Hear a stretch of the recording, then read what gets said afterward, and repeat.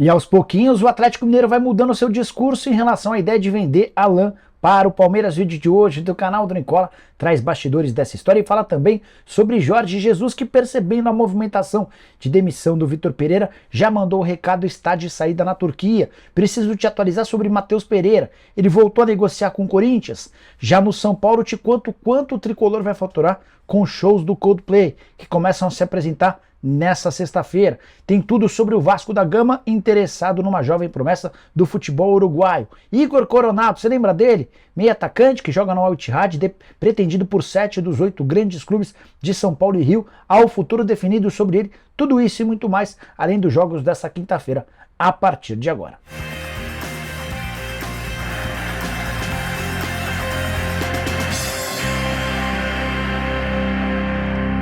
Fala aí pessoal, sou Jorge Nicola, bem-vindos a mais um vídeo do canal, muito bacana ter vocês por aqui. Queria desejar ótima sexta-feira e pedir para assistirem ao vídeo até o fim. Se curtirem, não esqueçam de deixar like e de se inscrever no canal, é super importante para que você não perca nenhum conteúdo. Ative as notificações, combinado?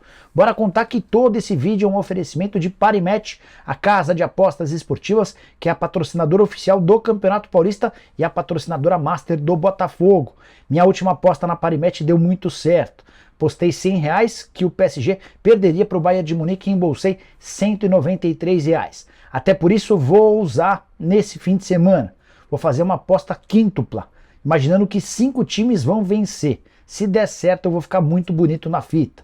A aposta começa nessa quinta-feira com o Santo André, que precisa vencer a Inter de Limeira pela Taça Independência.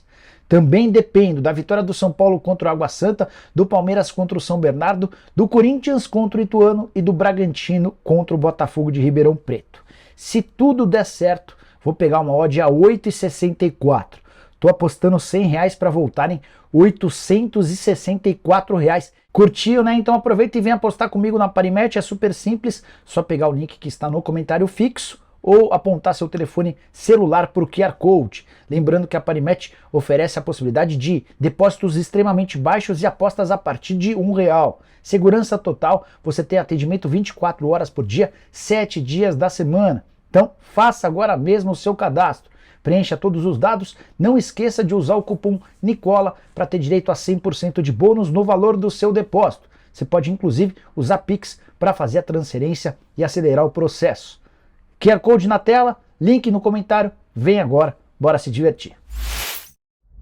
Bora começar o vídeo com o tradicional giro de notícias. A primeira informação é sobre o Vasco da Gama, que venceu o Bangu por 2-0 nessa quinta-feira e terminou a Taça Guanabara na segunda colocação. O que isso significa? Que teremos Flamengo e Vasco em uma semifinal do Campeonato Carioca, com o Vasco jogando pela vantagem de 2 resultados iguais. Na outra semifinal, Fluminense e Volta Redonda.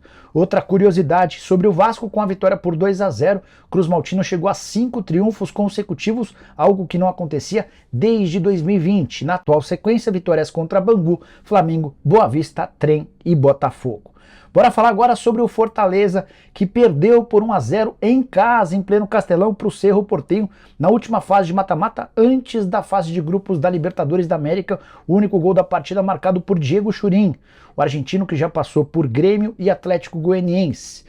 Grande destaque da noite foi Jean, ex-goleiro do Bahia e do São Paulo, que pegou um pênalti cobrado por Galhardo e foi o nome do jogo, fazendo várias defesas importantes. O Fortaleza só não será eliminado se vencer o Cerro Porteño por 2 ou mais gols no Paraguai, ou se vencer por 1 gol de diferença e bater o time rival nos pênaltis.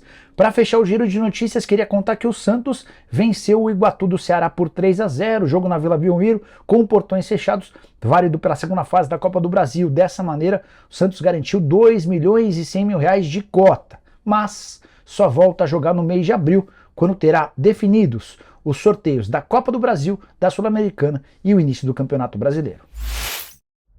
Quero falar sobre Jorge Jesus, o técnico português amado por torcedores do Flamengo e que sempre aproveita os momentos rubro-negros para aparecer. Você sabe toda a crise que vive o Flamengo e Vitor Pereira, certo?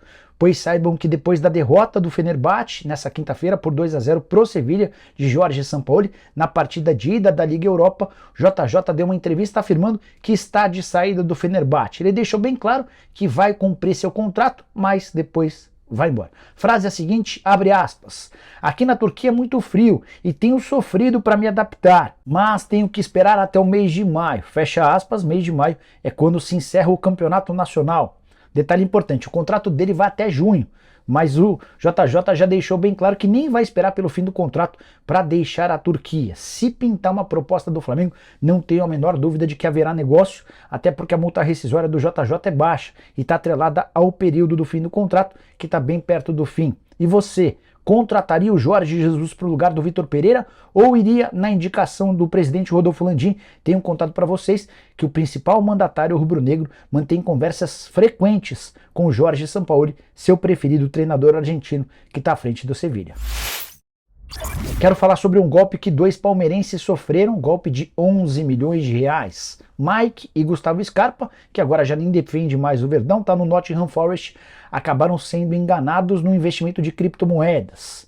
Por sugestão de William Bigode, ex-parceiro da dupla no próprio Palmeiras, os jogadores resolveram investir milhões de reais. O Scarpa fez um investimento de 6 milhões e 300 mil à espera de retornos entre 3,5% e 5% ao mês. Já o Mike investiu 4 milhões e meio de reais e cobra agora na justiça mais 3 milhões e 200 mil de rentabilidade, além da grana perdida. É que eles investiram esse dinheiro e na hora da retirada não receberam qualquer centavo, levaram o caso à justiça e estão processando as empresas, incluindo a de William Bigode, responsável pela sugestão de investimento. Uma das perguntas que eu mais recebi de torcedores do Corinthians durante o programa do Nicola dessa quinta-feira é sobre a possibilidade de o Timão reabrir conversas com Matheus Pereira, atacante que pertence ao Al Hilal da Arábia Saudita e está emprestado até a metade do ano ao Al-Wahda, também da Arábia Saudita. Informação que foi trazida nessa quinta-feira pelo jornalista Samir Carvalho. Consultei duas fontes minhas do Corinthians e ambas afirmaram que nesse momento a chance de Matheus Pereira ser contratado é zero. Vale a lembrança de que a janela de inscrições no Brasil se encerra em 4 de abril, ou seja, há menos de um mês para que os atletas sejam registrados. E o Matheus Pereira está emprestado ao Al-Wahda, onde é titular absoluto. O vínculo só se encerra em junho. Dessa maneira, ainda que o Corinthians consiga contratar o Matheus Pereira, isso vai se dar apenas no segundo semestre, quando a janela reabre, especificamente no dia 3 de julho. Perguntei para uma das fontes se de fato o Corinthians reabriu conversa, se há interesse na contratação do jogador. O Matheus é super bem avaliado, todo mundo da comissão técnica e do departamento de futebol, além da diretoria, gosta do futebol do atleta, mas entende que é dos negócios mais complicados. Depois de um empréstimo, o Al Hilal vai tentar reaproveitar o jogador ou recuperar o investimento. Em 2021, o time saudita havia investido 18 milhões de euros ou 99 milhões de reais para contratar. Isso sem falar do salário do Matheus Pereira, algo na casa de 1 milhão e 900 mil reais por mês. Um novo empréstimo a menos se não existissem outras opções. Contei para vocês algumas semanas atrás que Igor Coronado, camisa 10 do Al Ittihad, o time de Romarinho, lá na Arábia Saudita, estava disposto a voltar ao Brasil. E segundo Rafael Brandino, o empresário do Igor Coronado, 7 dos 8 grandes clubes de São Paulo e Rio já haviam aberto negociações. Corinthians, Palmeiras, São Paulo, Santos, Vasco, Botafogo e Fluminense, a única exceção era o Flamengo. Alguns dias depois, o Internacional também entrou na parada e já há uma definição sobre o futuro do Igor Coronado. O contrato com o Al Ittihad se encerra em 30 de junho, mas ele não voltará ao Brasil.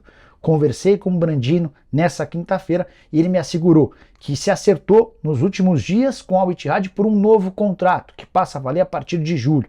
Em vez de ganhar 5 milhões e meio de dólares por temporada, livre de impostos, o Igor passará a ganhar 5 milhões de dólares, uma leve redução. Bem mais do que todos os clubes brasileiros poderiam oferecer. Detalhe, o novo contrato terá 2 anos de duração, ou seja, o assunto Igor Coronado no país só vai voltar a ser pauta em bastante tempo. Só para completar sobre esse assunto, informação importante, perguntei para o Brandino, entre todos os clubes brasileiros, aquele que estava mais perto de contratá-lo não fosse pela renovação de contrato, e a resposta do empresário foi Vasco da Gama.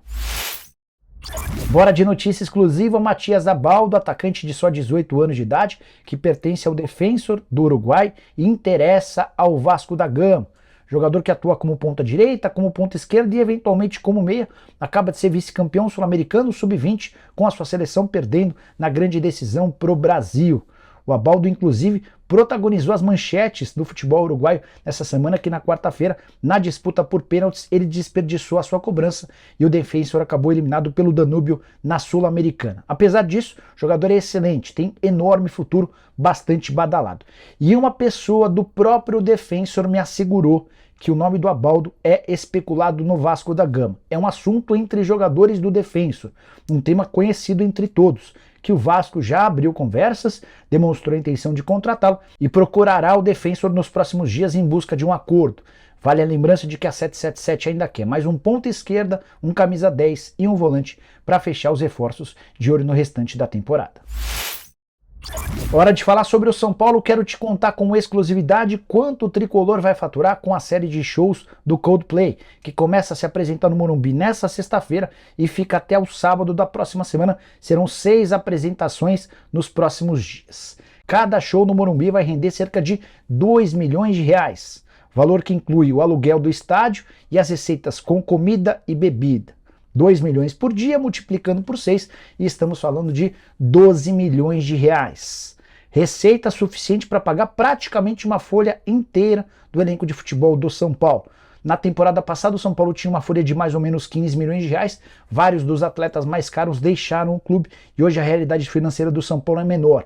Com esses 12 milhões obtidos, com 6 shows do Coldplay, São Paulo vai ter grana suficiente para o pagamento de um mês inteiro dos seus atletas. O único ponto negativo dessa história é que os shows coincidiram com fases decisivas do Campeonato Paulista. Na segunda-feira, São Paulo recebe o Água Santa, jogo no Allianz Parque, e na semifinal o tricolor também não poderá mandar sua partida no Morumbi. Se o tricolor passar pelo Água Santa, provavelmente terá de fazer outro jogo no Allianz Parque. Queria saber a sua opinião. Vale a pena realizar shows? Você faria as partidas e abriria mão dos 12 milhões? Use o espaço para comentar e diga o que você pensa.